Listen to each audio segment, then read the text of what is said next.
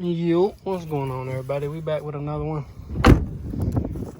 And today, as y'all can probably see by the thumbnail, we're about to start tearing into this thing. I already got my exhaust manifold bolts lubed up, getting them ready.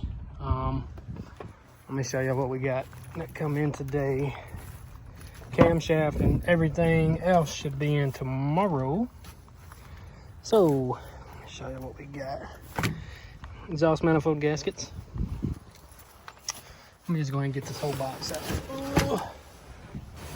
Come on, box. Okay. Let's see what else we got going on. This instructions for one of the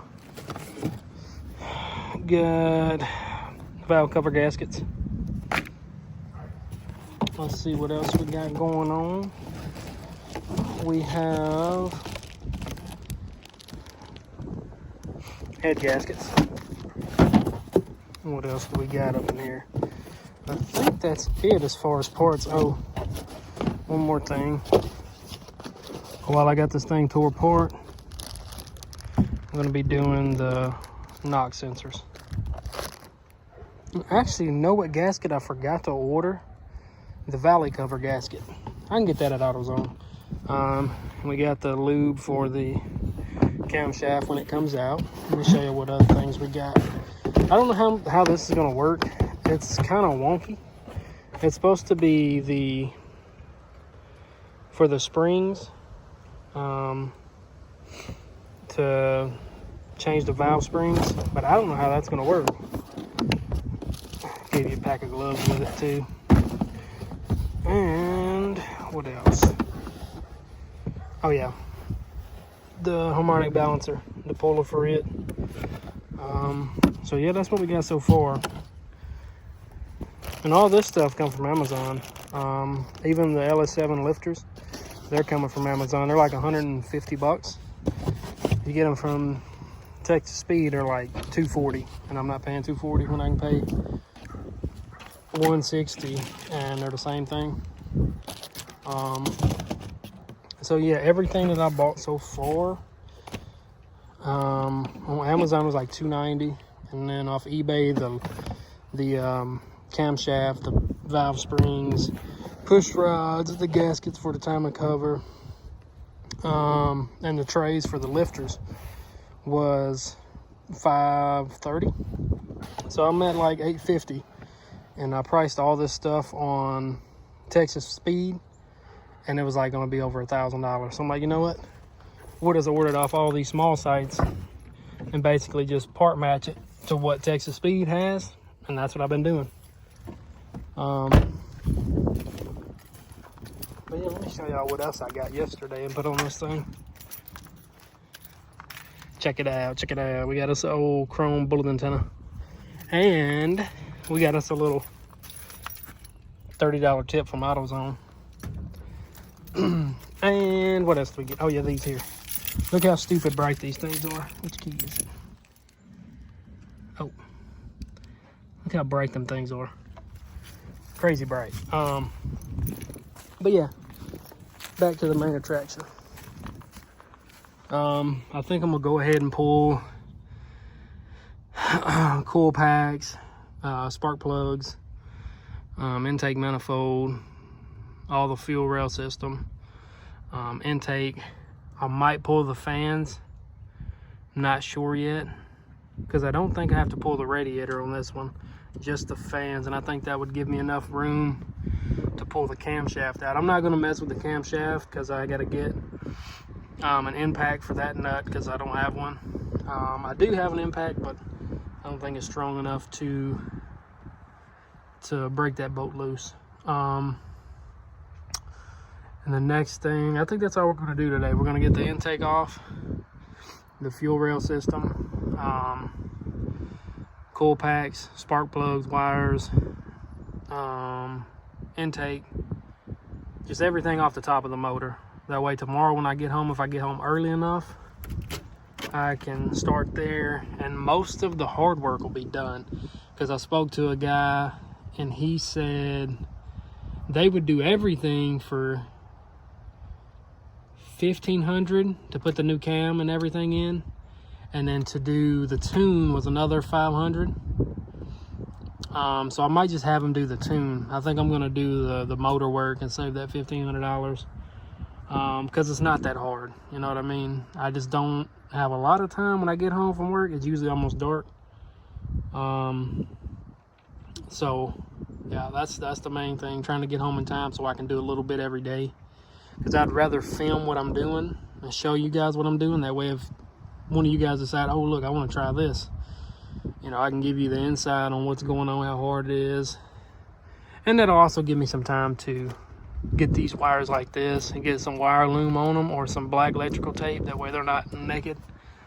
And I think I found where my little lifter tick, what I thought was lifter tick, was coming from. On this back, I don't know if my phone's going to focus on it, but there's a nut there, and then there's one on the back on the exhaust manifold, and they're both gone. Or I think this one's broke off. That one there, and then the one in the back, I think it's completely gone. So I think that's where I was getting a little click from, because once it warms up, it goes away. And typically, if you have an exhaust leak, that's what'll happen. Once it gets hot, that gasket will expand and it'll go away. So I'm thinking that's what was causing the tick, but still, I'm gonna put this camshaft in it, man. What else? I think that's all I'm gonna do for today. And I've seen the AC belt has got a little wear on it, so I'm probably gonna get a new AC belt. I know this one's brand new. He said this is a new serpentine belt, so that's cool.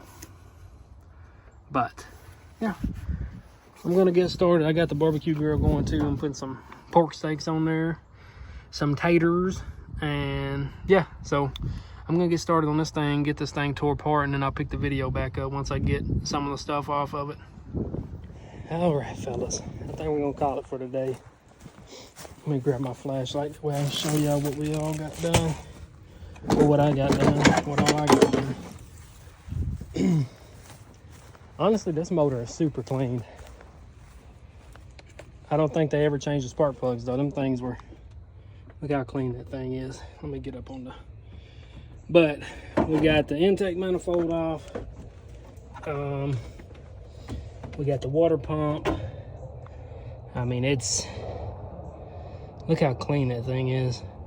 I do think that the oil pressure sensor has been leaking oil, because I don't know if you can see it back there, but it had some fresh oil around it. But the motor is clean. Look at that. Honestly, it was not as bad as what I was expecting to get all this apart. Like I said, now all I got to do, get the rockers off, get the other two spark plugs out of the far back corners, then get the heads off. And then once I get the heads off, then it's cleaning everything up and throwing it back together. As far as the top, down here, you know, I gotta take the timing cover off, get that harmonic balancer off. But like I said, I've only been working at it about an hour and a half, maybe. Everything's come off easy. I've been waiting on the exhaust manifold bolts, because I'm like, man, my luck, they're gonna freaking snap. I'm gonna spray them again tonight before I go in, with some more of the old WD-40. But yeah, man, I mean, everything has come off smoothly. What the fuck is that piece of plastic back there? I don't know what that thing is. But yeah, I mean, everything has come off smoothly. No issues so far.